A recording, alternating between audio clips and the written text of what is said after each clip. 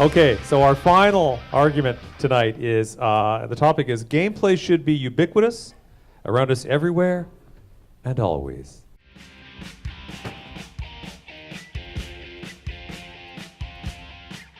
So can we get the randomizer? Who gets the star? Steve. So Steve has to positively argue for gameplay should be ubiquitous, around us everywhere and always. Well, happiness is just the removal of boredom. And if we can do that, why wouldn't we do it? Although I can tell you my experience working at Radical and Electronic Arts led me to believe that the only people that really want to have fun are 18 to 25-year-old males. I don't think women want to have fun. I don't think kids want to have fun. I don't think old people want to have fun. They just want to take their meds and read the obituaries. Get off my lawn! Most people don't want intrusions in their lives either, I can tell you that. Marketers peeking into my private thoughts and looking for ways to motivate me to sap out my spare time so I can communicate with them some of my deep and personal thoughts. This is making me so angry right now, I feel like expressing my outrage on Facebook. But really, isn't it? Aren't you supposed to be arguing the pro? Yeah, no, I should, you're right. What's happening? But it's more fun to just think about making people happy. If we can do that, why wouldn't we do it? As long as it's voluntary, as long as it's fitting, as long as it's intrinsically motivating, it's the kind of thing that we should do. If you do it wrong, gamification approaches are kind of like trying to find the right wrench to pound in the right screw. It's just not the right fit. You know, but if we did do it right, I think that's where things get really exciting. If we could make people more fulfilled and more happy, and I know what you're thinking, why do we need more happiness and fulfillment when we can just watch Jersey Shore? But it's really the kind of thing where we should just power through that barrier and maybe give the kids something to smile about for a change. And for the old people, let's let them put some fun back into funeral. Yeah. Very clever. Nicely done. Okay, Michael. Wow, okay. Your turn. That's tough to follow. Well, gamification poses some significant risks, and we need to be cautious about where we apply it. So I wouldn't make the argument that it's useful everywhere, all the time. I think there are certainly circumstances in which it's proven not to work. As far back as the early 70s, there was a series of experiments done with providing people payment, that is extrinsic rewards, for participation in systems. The results of those studies were negative. Diminished participant motivation to engage when given a choice. Preschool studies in the early 70s, high school in the mid 70s, smoking cessation studies in the early 90s, workplace motivation studies in the mid 80s were shown that proved that extrinsic motivation, that is the application of points and achievements and badges and dollars, had a negative effect on people's motivation. So we need to be very cautious about where and how we apply it. And I think in particular there's a danger that gamification can infantilize us.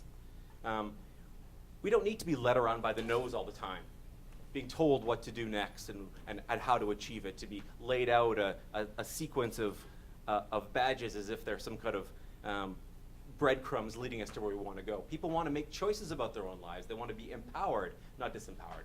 And I think gamification, when applied properly, has the opportunity to make us more empowered. That is, we can choose our own goals.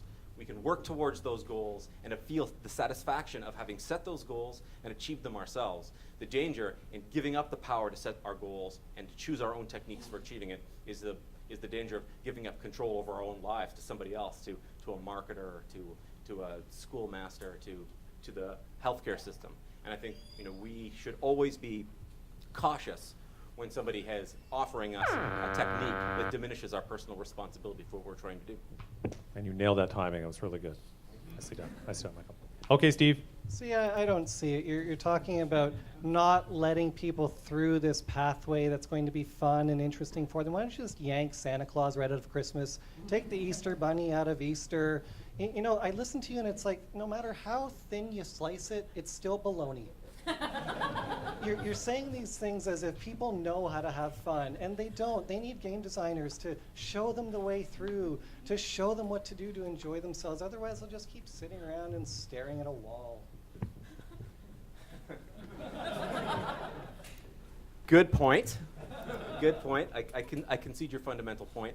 I think a lot of the time when we say gamification, we're actually using a kind of sleight of hand, where we say what we really mean is kind of applying points and achievements and badges to try to make people do what we want them to do. It's a kind of sleight of hand. Leaderboards and badges and points are not game mechanics any more than paragraphs and chapters and tables of contents or literature. Gameplay is the feeling of satisfaction that we get. The mechanics are expressed in points and leaderboards. If we're not having fun, then those points mean nothing. And so we can apply gamification and game mechanics where it doesn't belong, and it turns out to be counter-motivational.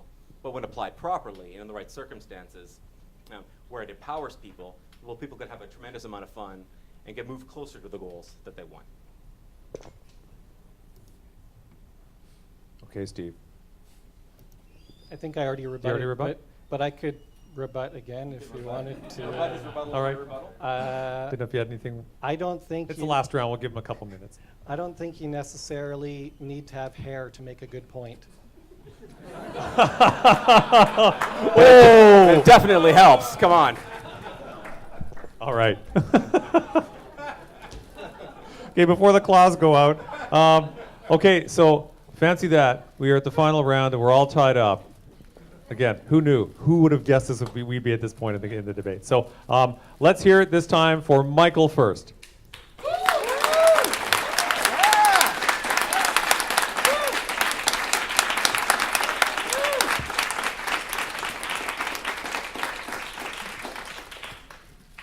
There's always one guy, right? There's that one guy that gets the last clap. Okay, Steve.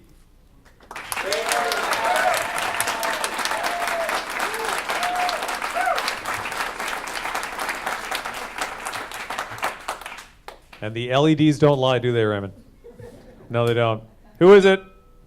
Oh, Michael! Yeah! By 2 decibels, probably. That was close. Nicely done. Good job. Well played. So Michael is the winner here.